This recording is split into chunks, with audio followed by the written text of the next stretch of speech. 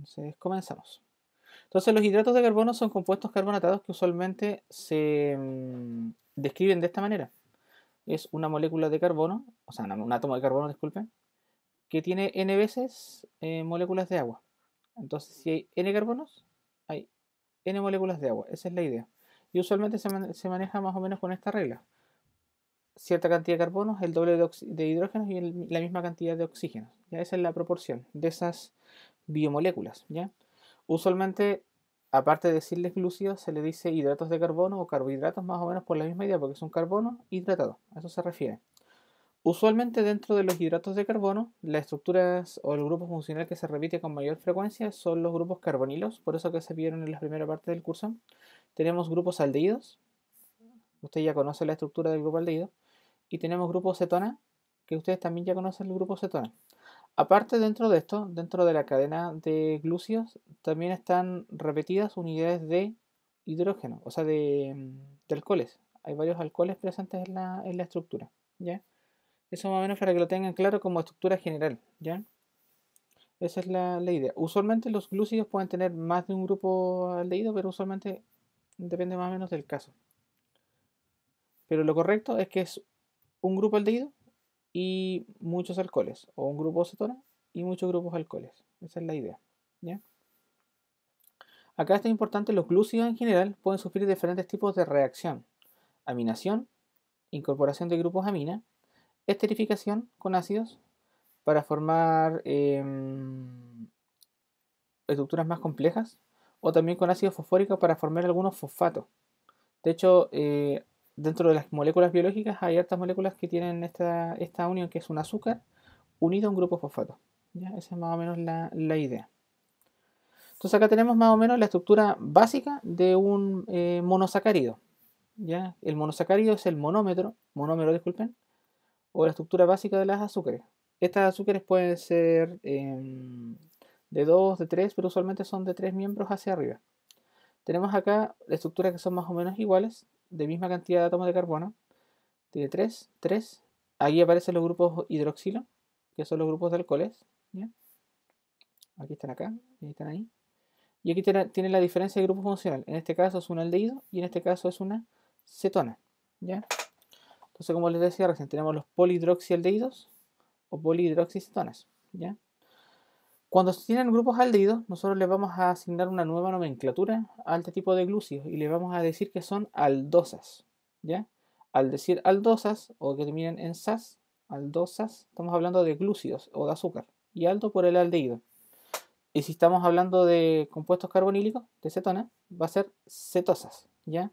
Y esa es más o menos la idea. Después, por ejemplo, acá, si nos vamos ya más al tema de las nomenclaturas, tenemos aldo, hay que indicar la cantidad de átomos de carbono y terminan en osa.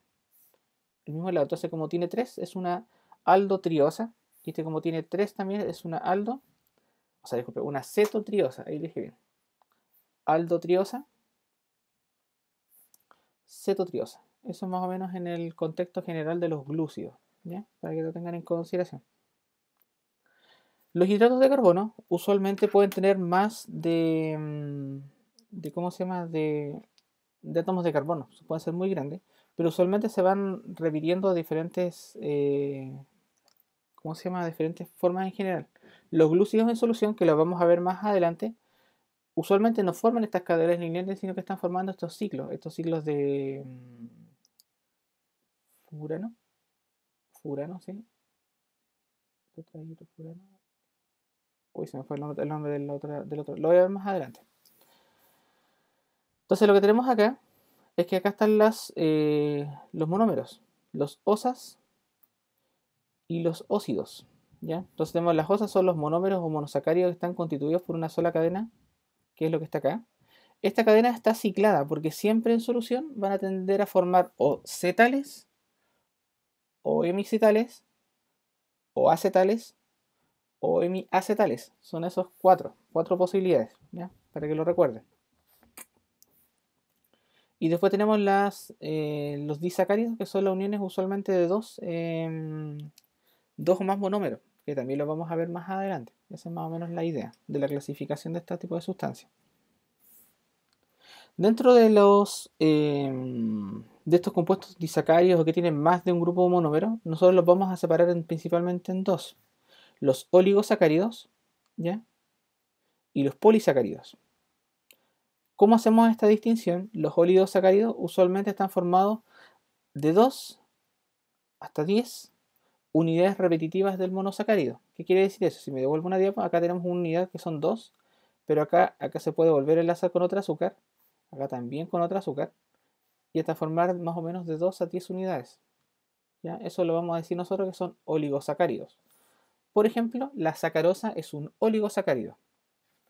Pero si están dentro de la estructura o tienen mucho más de 10, muchos más monosacáridos, nosotros les vamos a empezar a decir polisacáridos, como polímero. A eso se refiere, polisacáridos, como polímero. ¿Ya?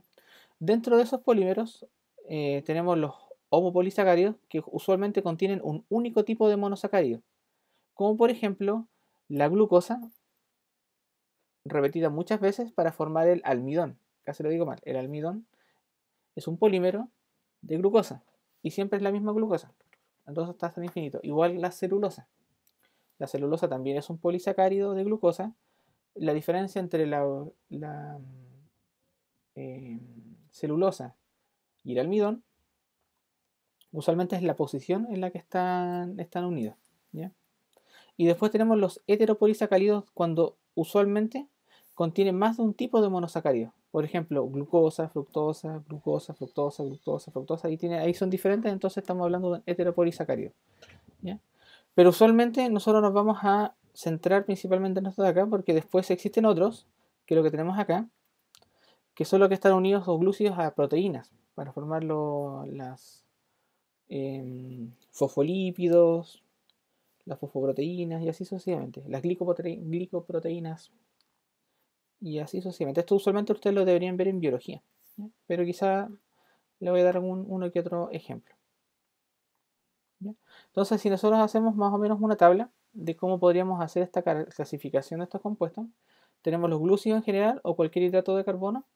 Pueden ser estructuras monoméricas o pueden ser estructuras que tengan más de un componente. ¿Ya? Entonces, cuando estamos hablando de esto, tenemos los monosacáridos que pueden ser aldosas o cetosas. Y después tenemos estos compuestos de esta clasificación que tenemos los oligosacáridos que usualmente van de los 2 a los 10, ¿no es cierto? De los 2 a los 10 unidades. Ahí dicen disacáridos, pero usualmente van de los 2 a los 10. ¿Ya? Después tenemos los polisacáridos, que usualmente ya son unidades poliméricas de glúcidos, que pueden ser del mismo glúcido, homo, o pueden ser de glúcidos diferentes, hetero, a eso se refiere.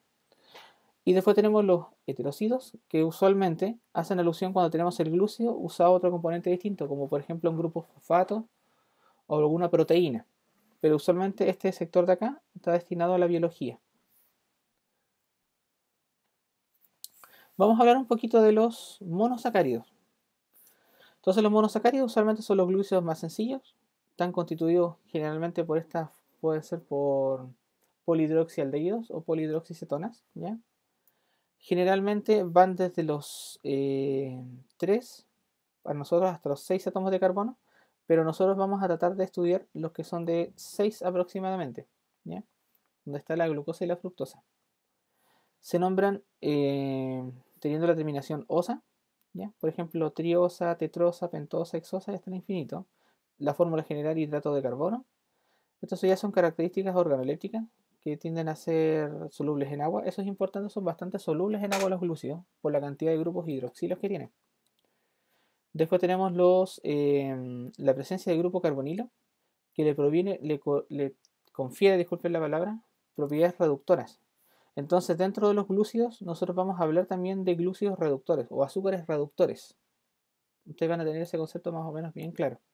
La función biológica usualmente tienden a ser función energética y en algunos casos estructural, como por ejemplo la quitina, si no me equivoco, también es un glúcido estructural, ¿no? Pero eso, como digo, está pensado principalmente para el ámbito de la biología. Acá tenemos más o menos cómo son de manera tridimensional los glúcidos. Los glúcidos en general tienden a formar este tipo de estructura, ¿ya? Y son bastante solubles en agua, ¿ya? Por ejemplo, acá tenemos la estructura de la glucosa en coordinación con diferentes moléculas de agua, ¿ya? Esa es más o menos la importante. Son muy polares. Esto en realidad es cháchara, ¿no? Ya. Algunas propiedades. Esto es importante. Dice que son capaces de oxidarse, eso es bien, porque nosotros lo vamos a decir que son grupos, son azúcares reductores, ¿ya? Y tienen la capacidad usualmente de sustituir alguno de los grupos por otros grupos funcionales diferentes que le confieren propiedades químicas diferentes. Por ejemplo, acá tenemos un glúcido, ¿ya? Y ese glúcido nosotros lo que vamos a hacer una sustitución, ¿se fijan? De uno de los OH que están aquí por un grupo amina. Estas son reacciones biológicas, entonces no tiene mucho sentido pensar en los mecanismos de reacción, porque usualmente hay intercambio mediante la acción de enzimas catalíticas que permiten hacer estos cambios de grupo funcional. Esta reacción que está acá, si bien no está muy bonita, no está muy bonito el dibujo, es una reacción que se llama reacción de Fehling, que usualmente nosotros la hacemos en el laboratorio. ¿Y se basa en qué? ¿Cuál es el fundamento de esta reacción? La reacción se basa en que tenemos que tener soluciones de cobre. Usualmente se utiliza sulfato de cobre. ¿Ya? Sulfato de cobre 2. El sulfato de cobre 2 es de color azul. Está acá. De color azulado. Y lo que se hace en el sulfato de cobre, se hace una mezcla con algunos aditivos que usualmente es tartrato,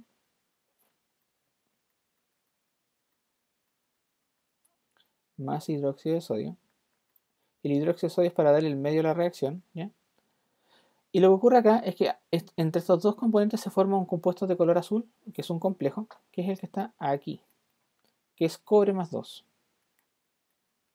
Entonces, cuando el cobre 2, presente dentro de esta estructura gigante que tiene el reactivo de Fehling, o el licor de Fehling, reacciona con un agente reductor, o un azúcar reductora, el azúcar se va a oxidar. Esa es la idea. Si el azúcar se oxida, ¿qué le debería pasar al cobre? Él se debería reducir.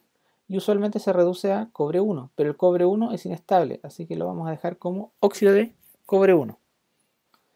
Y se caracteriza porque en el fondo de la solución se empiezan a formar precipitados de color rojo. Esa es la idea. Entonces, si tenemos un azúcar en contacto con reactivo de Fehling y cambia el color del reactivo de Fehling, estamos en presencia de un azúcar reductor. Es una metodología sencilla que se utiliza en bastantes metodologías para determinar si el azúcar es o no es reductora. Si se sabe que el azúcar no es reductora, se puede utilizar otro tipo de reacción para poder cuantificar la cantidad de azúcar reductora, y el método que se utiliza es el método del diisonicotina, o sea, el método del DNS, que lo vamos a ver quizá en algún ejercicio. ¿Ya? Dime. Son las mismas cosas, funcionan exactamente iguales, porque el Benedict también es con cobre. Y lo que se basa principalmente es ver si hay reducción. Lo que no me recuerdo, estoy buscando en mi cabeza, si el Benedict lo hace para cierto tipo de azúcares. Porque usualmente todos estos ensayos que hacen en general son para ver, por ejemplo, si son disacáridos, son oligosacáridos, monosacáridos, o si son o no azúcares reductores. Porque incluso hay disacáridos que también son reductores. Pero es más o menos la misma idea. Esto es para solamente un método cualitativo. Tú haces la reacción y observas. Porque parece que ustedes ya tuvieron biología, ¿o no? Si no me equivoco. Ahí estamos bien, entonces. Entonces estamos al otro lado.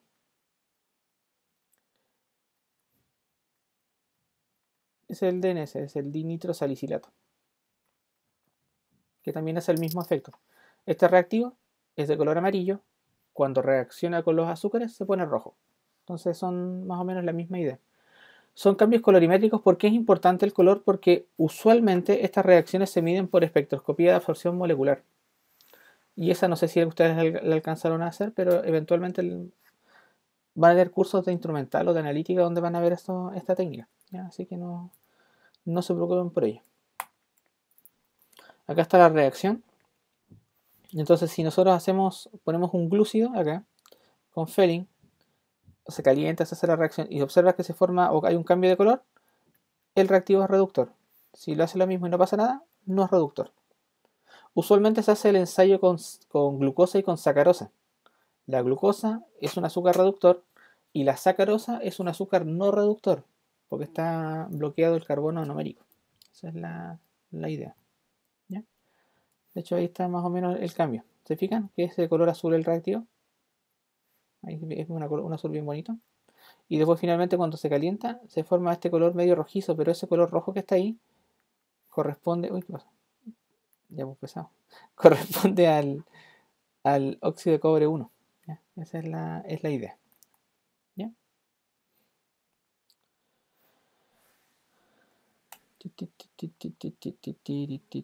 Eso no lo saltamos porque nosotros conocemos los sistemas de isomería.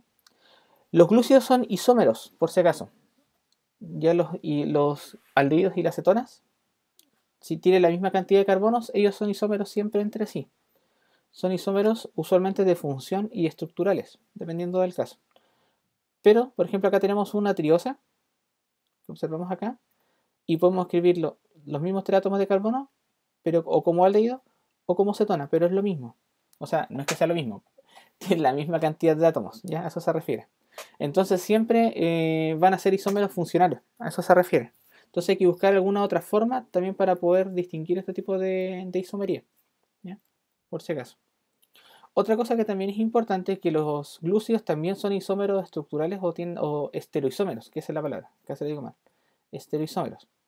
Eso quiere decir que tienen en algún momento 4 sustituyentes diferentes y por ende tienen la capacidad de ser isómeros R o ser isómeros S.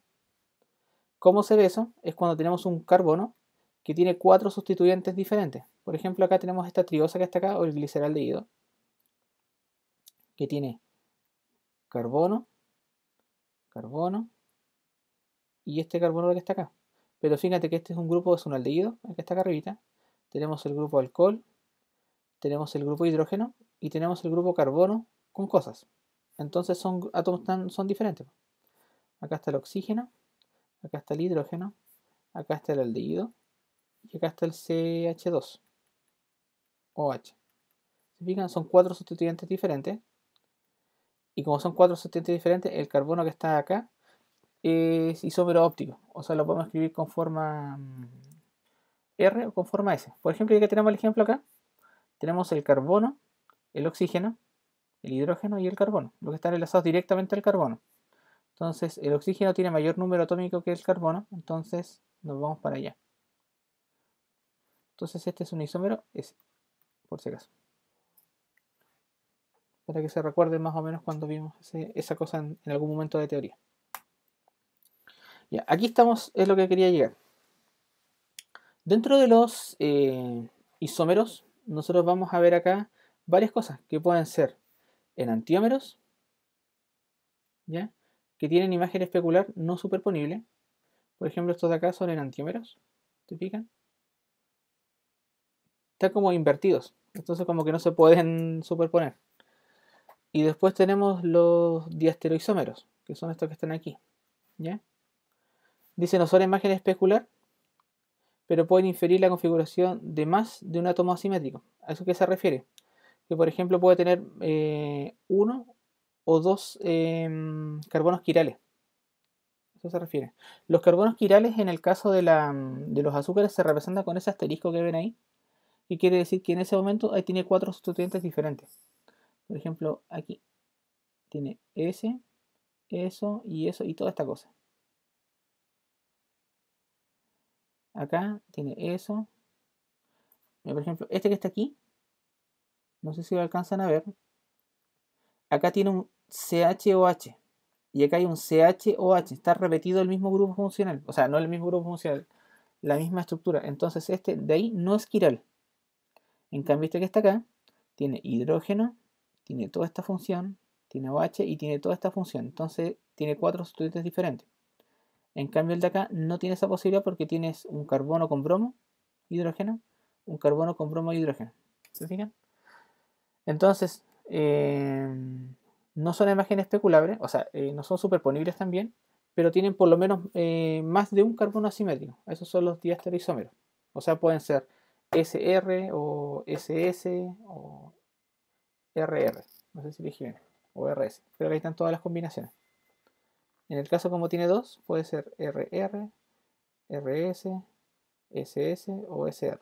¿Ya? Esas son todas las combinaciones. Y este es el que es importante. ¿Ya? Existe en el caso de los glúcidos solamente los glúcidos que se conocen como epímeros. El epímero es que solamente se diferencian en un carbono los isómeros. Mira, tenemos acá CH3, el OH está para este lado, está a la derecha, el bromo está acá a la izquierda, el OH está a la derecha y acá está a la izquierda. Entonces ahí se nota la diferencia. En cambio acá eso no ocurre. ¿Ya? Entonces los epímeros para nosotros es cuando tienen por lo menos un solo carbono asimétrico y se diferencian por ese carbono asimétrico. ¿Ya? Esa es la idea. Entonces dentro de la isomería que pueden tener las azúcares pueden ser enantiómeros, imagen especular, o diasteromas que pueden tener por lo menos dos o más centros asimétricos, o los epímeros que se diferencian por un solo de los ¿cómo se llama? De uno de los solos set de carbonos, y ese carbono también es asimétrico. A eso se refiere. ¿Ya? Pero ocurre bastante. A todo esto tiene ¿cuántos átomos de carbono? 1, 2, 3, 4, 5, 6. Pero, no es un hidrato de carbono porque no es una aldosa ni una cetosa. ¿Se fijan? Es más que nada para hacer los ejemplos. Ya. Acá están los glúcidos tal y como uno los ve. Entonces, enantiómeros, imagen especular. Quiere decir que eso no son superponibles. ¿Ya? Por ejemplo, este que está acá no lo puedo poner encima de esta otra molécula porque en realidad los átomos quedan diferenciados. Se fijan, acá está a la derecha, a la izquierda, a la izquierda, a la derecha, a la derecha, a la izquierda, a la derecha, a la izquierda. Y el CH2OH. Y tienen por lo menos también sus respectivos carbonos quirales. Después los diestereoisómeros no son imagen especular. Se pueden definir por la configuración, disculpen, de más de un carbono asimétrico. Por ejemplo, esto de acá hay que revisar cuál puede ser carbono asimétrico. Y los epímeros que se diferencian solamente en un solo carbono. O sea, tienen un solo carbono de diferencia. A eso se refiere. Por ejemplo, acá se diferencian en el carbono 2. Entonces esto es un epímero en el carbono 2. A eso se refiere. La quiralidad ustedes ya la dominan. 4 compuestos diferentes en los cuales no son imágenes superponibles. ¿Ya? Imágenes especulares. Significa que es lo mismo, pero si nosotros la mirásemos al espejo obtendríamos el reflejo de la misma estructura. A eso se refiere con una imagen especular. Dice, los enantiómeros especulares, o llamados enantiómeros o isómeros quirales, son moléculas que tienen los grupos OH de todos los carbonos asimétricos en posición opuesta o reflejo de la otra molécula isómera. A eso se refiere. Entonces, esta de acá, su imagen especular es la misma, pero con los OH para el lado contrario. A eso se refiere. Después tenemos acá cuando tenga más de un carbono, tenemos carbono 1, 2, 3, 4, 5, entonces esta es una pentosa. ¿Cuántos carbonos asimétricos tiene? Habría que revisar hidrógeno, OH, aldehído y grupos. Entonces este es quiral. Este que está acá, hidrógeno, OH, ¿ya? Carbono CH, carbono CH. Entonces este de acá no es carbono quiral. ¿Ya? Por si acaso. Vamos con este. Ah, no, si es carbono quiral, pues estoy por... Sí, no, estoy mal, estoy mal.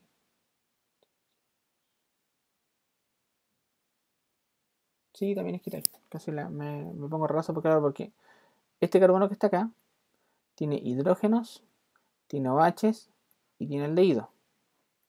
Este carbono que está acá tiene hidrógeno, tiene OH, pero tiene un CH2OH. Entonces ahí sí que es quiral también. Casi lo digo mal. Y este lógicamente es quiral. Este no, porque tiene dos hidrógenos iguales. Ahí sí.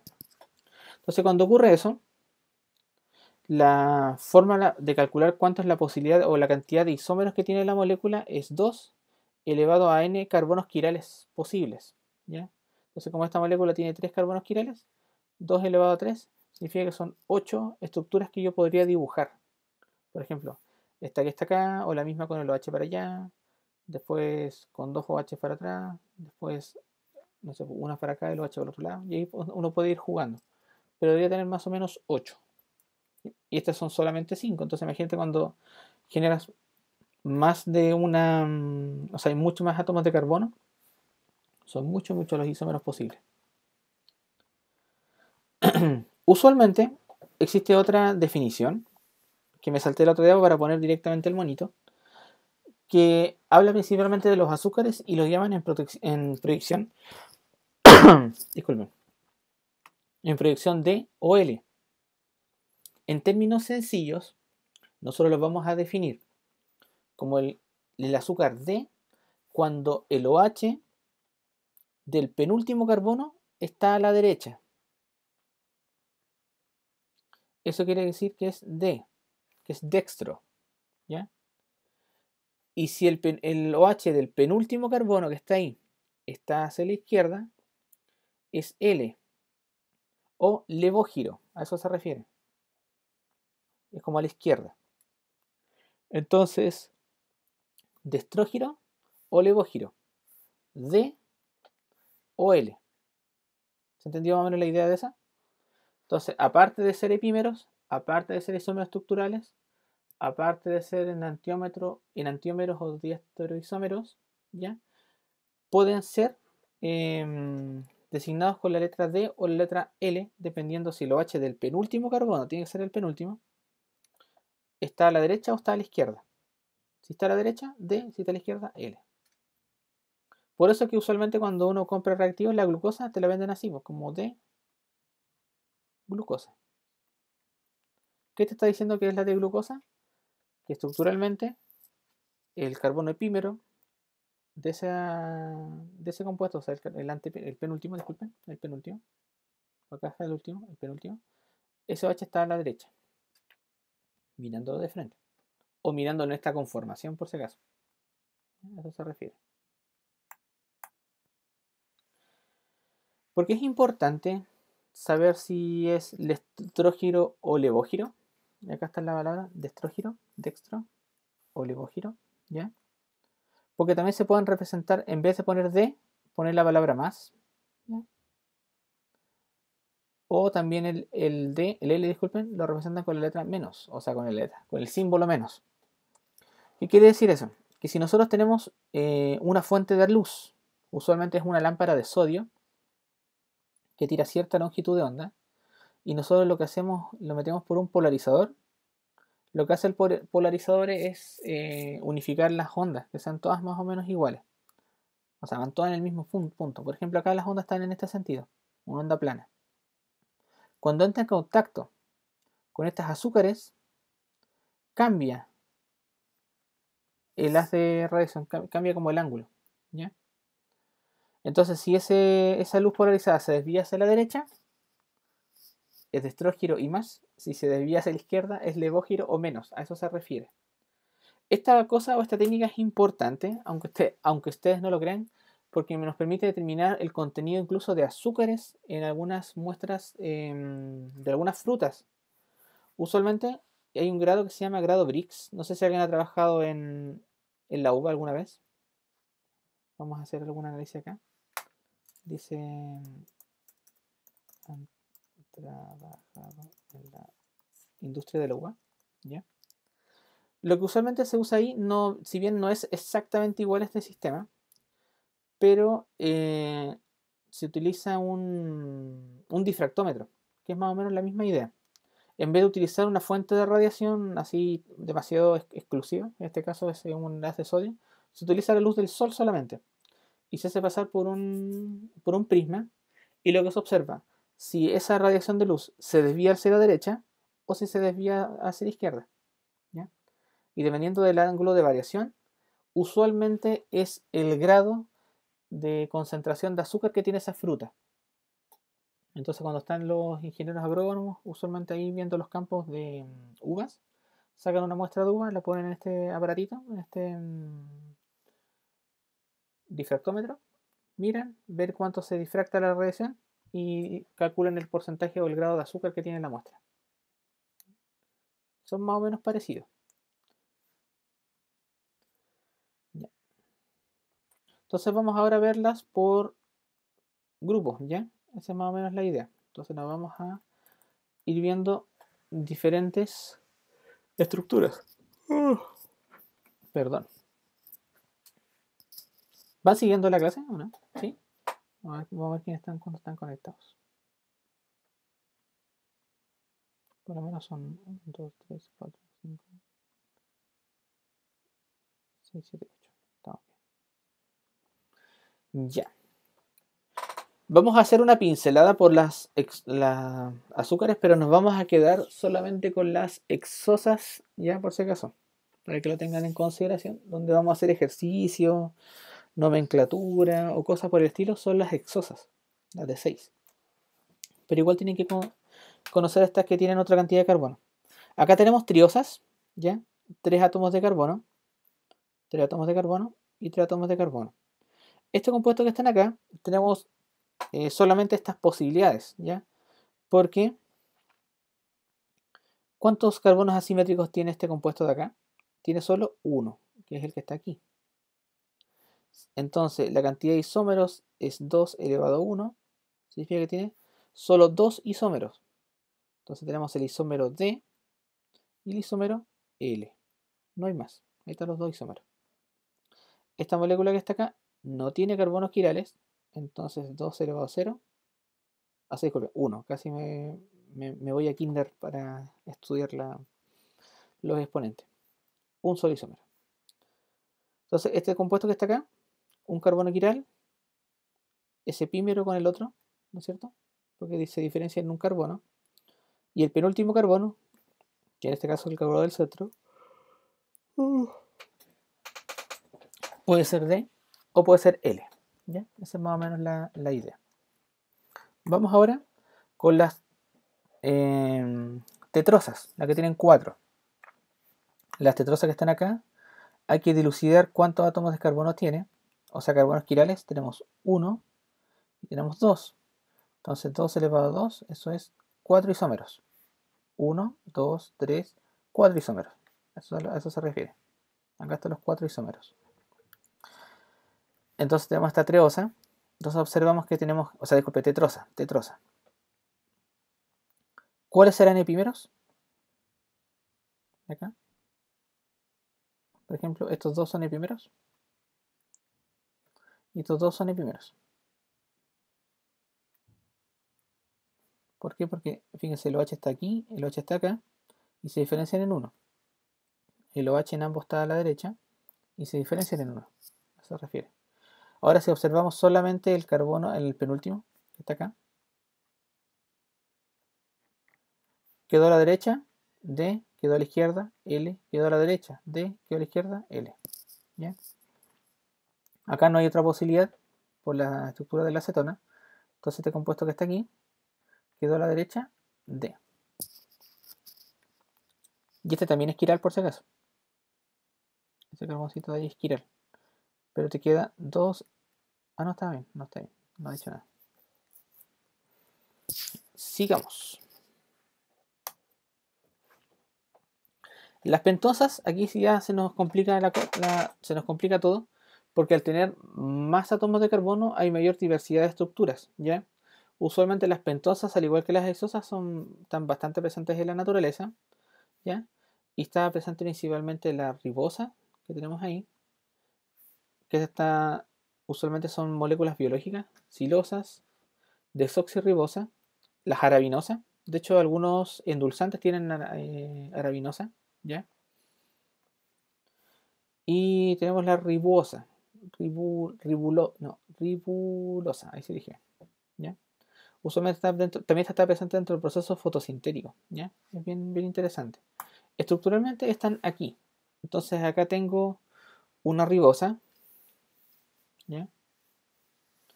Y acá tenemos una desoxirribosa. ¿Por qué se llama desoxirribosa? Porque ¿qué le falta? Un átomo de oxígeno. Esa es la diferencia. Desoxirribosa.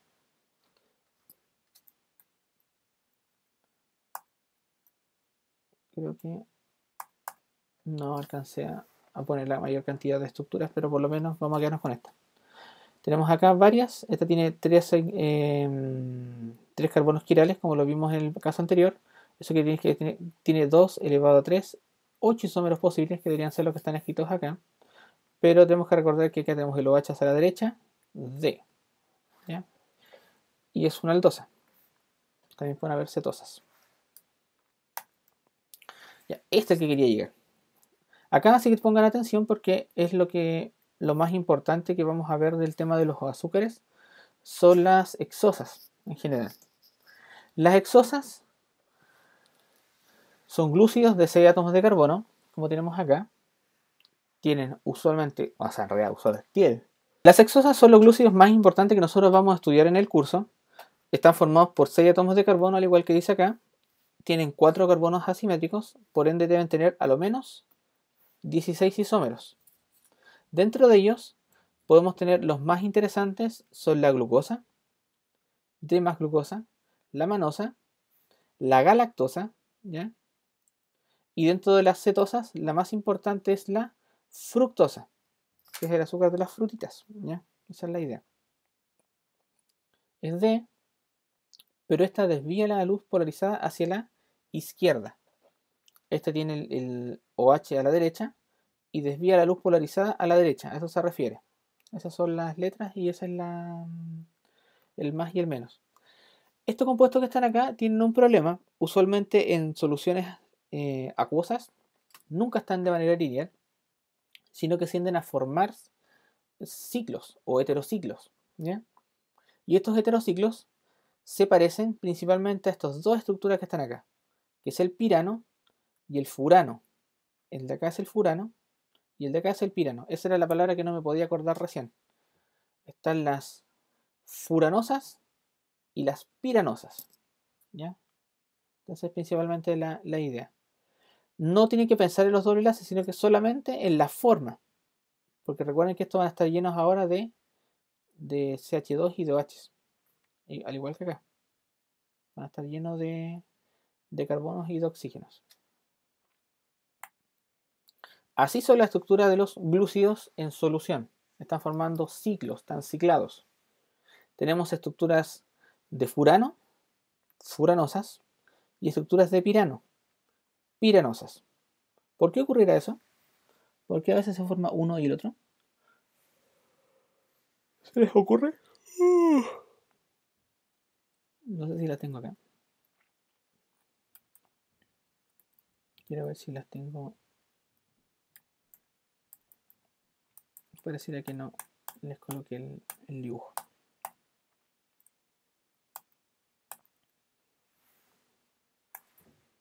Pero usamos esta. Entonces llegamos acá. ¿Cómo ocurre esta ciclación? ¿Por qué ocurre? Entonces vamos a recordar un poquito algo de lo que habíamos visto en clases. Cuando nosotros tenemos un carbonilo, voy a poner aquí en el dedito, y este reacciona con un alcohol, lo que ocurre acá es que el oxígeno entra al carbono y este oxígeno se queda con ese hidrógeno de ahí y se forma una estructura particular.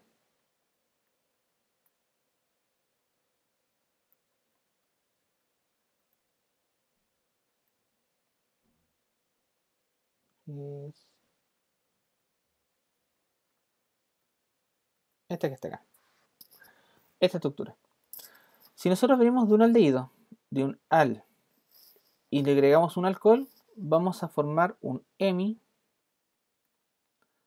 acetal. Los acetales se refieren a que hay un alcohol enlazado al carbono que originalmente era un aldehído, originalmente era un carbonilo. Y el acetal, si nosotros tenemos más grupos alcohólicos presentes,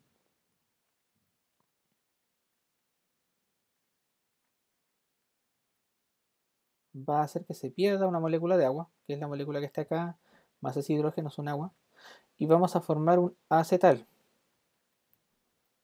¿Ya? Esa es más o menos la idea. ¿Ya? Entonces, si hacemos otra más de ahí, vamos a sacar esta porque este era del otro profe que me dio las diapositivas. Y si tenemos acá... Ah, qué pesado. Y tenemos una acetona.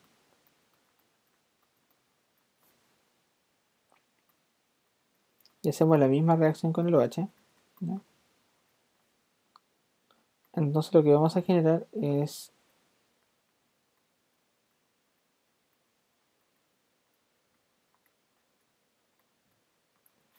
Si venimos de un aceto, una acetona, vamos a formar un hemicetal. Y si el hemicetal vuelve a reaccionar con un alcohol,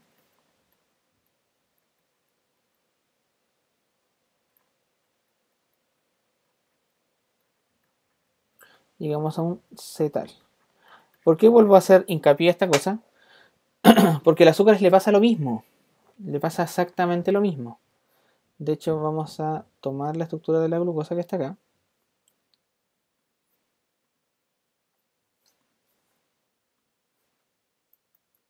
Vamos a tomar la estructura de la glucosa.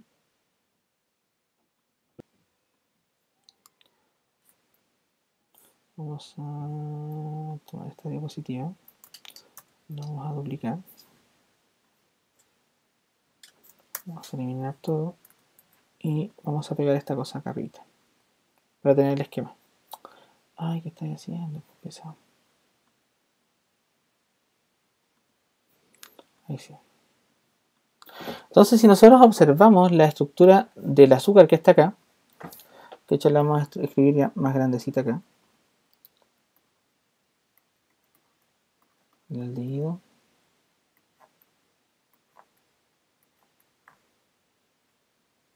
Uno, dos, tres, cuatro. 1, 2, 3, 4. Y acá sería el CH2OH. OH.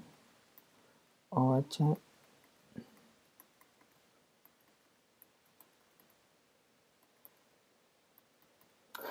Entonces lo que ocurre acá es que este oxígeno que está aquí,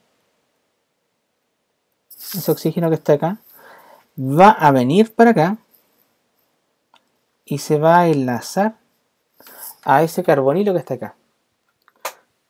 Y lo que va a ocurrir es que se va a ciclar, va a formar un ciclo. Y ese ciclo que está acá puede ser que sea en esa posición, deje los oxígenos de esa manera, o sea en la posición contraria, venga para acá y le haga por otra cara. ¿Por qué recalco eso? Porque el carbonilo es plano. Lo puedo atacar por la cara superior o por la cara inferior. Esa es principalmente la idea. Y cuando lo ataca, por ejemplo, por aquí, o lo ataca por allá, así como dice la canción, por aquí o por allá, tenemos estas dos opciones. Si lo ataca por aquí, ¿ya? O por acá, podemos tener todo esto que está aquí adelante. Si lo ataca por el lado contrario, por acá atrásito, el OH se va a tener que ir para abajo y obtenemos esta estructura que está acá. Si lo ataca por el sector de inferior, el OH se va a tener que ir para arriba y obtenemos esta otra estructura que está acá. Esa es la idea. ¿Se fijan? Entonces, el carbono que está aquí y el carbono que está acá es ese carbono de ahí. Es el carbono del aldehído. Sigue siendo un aldehído, ¿ya? Solo que está hidratado. Eso quiere decir que si sigue siendo un aldehído es susceptible a seguir o tener reacciones de reducción. Por ende, la glucosa es un azúcar reductor, ¿ya? Esa es la idea, para que lo tengan en consideración. Entonces, la estructura de la ciclación es que tenemos la estructura base. Si lo H lo ataca por la cara superior, este oxígeno tiene que bajar. Tenemos este. Si lo ataca por la cara posterior, Entonces el oxígeno tiene que ir arriba y obtenemos esto de acá. Es importante saber que aparte de la nomenclatura de la glucosa, aparte de la nomenclatura más y menos, aparte de la nomenclatura con D, aparece la última nomenclatura que es alfa y beta. ¿Ya? Alfa hace alusión a que esté abajo, ya por si acaso. Y beta a que esté arriba, el OH, tomando como referencia al plano del siglo que estamos generando, por si acaso. Entonces, en el caso, por ejemplo, del almidón y de la celulosa, por eso que los enlaces son o en alfas o en betas, ya, principalmente. Entonces, si se enlazan por el carbono en alfa, o sea, todos los OH están por abajo, obtenemos el almidón. Y si se enlazan por beta, por los de arriba, significa que estamos generando la celulosa, que es más rígida. A eso se refiere. Igual es como un poco extraño de considerar, pero es más o menos la idea. Las estructuras cicladas son exactamente igual que el benceno. Ustedes no la ven, pero más o menos para que lo tengan en consideración, no les voy a preguntar jamás esto a ustedes. Pero la estructura base que está acá es la estructura de silla. Toma la misma estructura porque es un ciclo de 6, es un heterociclo de 6 y se formaría. Lo único que tienen que tener ustedes, ojo, es que si el OH ahora está en esta posición, entonces este es un OH beta, ¿ya? Porque está arriba. Si hubiera estado dibujado exactamente igual, pero intercambiado con el OH acá abajo, ese es alfa. En consideración con esto. Ahí están los planos. ¿Ven? Plano beta. Plano beta. Y acá tenemos otro plano beta. ¿Ya? Esa es más o menos la idea. Ustedes generalmente lo van a ver así nomás, tal cual como está dibujada la galactosa. La fructosa, o sea, la galactosa y la glucosa la van a ver de esta manera. Pero es importante que sepan acá la posición. Este también es alfa, ¿ya? ¿Y en qué se diferencian entre la galactosa, la fructosa, en todas las estructuras que están presentes? Es la posición de estos tres OH que están acá. Dependiendo de cómo están ordenados, nos pasamos de glucosa a galactosa y así sucesivamente. Lo que es importante es que nos quedemos nosotros con la estructura de la glucosa, que es la única que en realidad les puedo preguntar. La glucosa. Y esta que está acá, que es la fructosa. Ambas dos no. Acá la ciclación es igual. Tenemos el oxígeno que va a generar el ciclo, pero ya no se va a enlazar con el carbono 1, porque el carbono 1 no es un aldehído, sino que va a tener que enlazarse con el carbono 2, que es una acetona. Si lo toca por la cara posterior, esto queda para abajo y se forma el isómero alfa. Si lo ataca por la cara como del lado de acá derecho, este se va a tener que ir hacia arriba, obtenemos el isómero beta. Estructuralmente se fijan que son un poco diferentes porque el oxígeno está al medio, se dibujan siempre de esta manera. Está el oxígeno acá. Esa es la posición. Y después se rellena con los otros grupos funcionales. A eso se refiere. Como ustedes no van a tener otra posibilidad de ver esta, solamente nos vamos a quedar con esta estructura.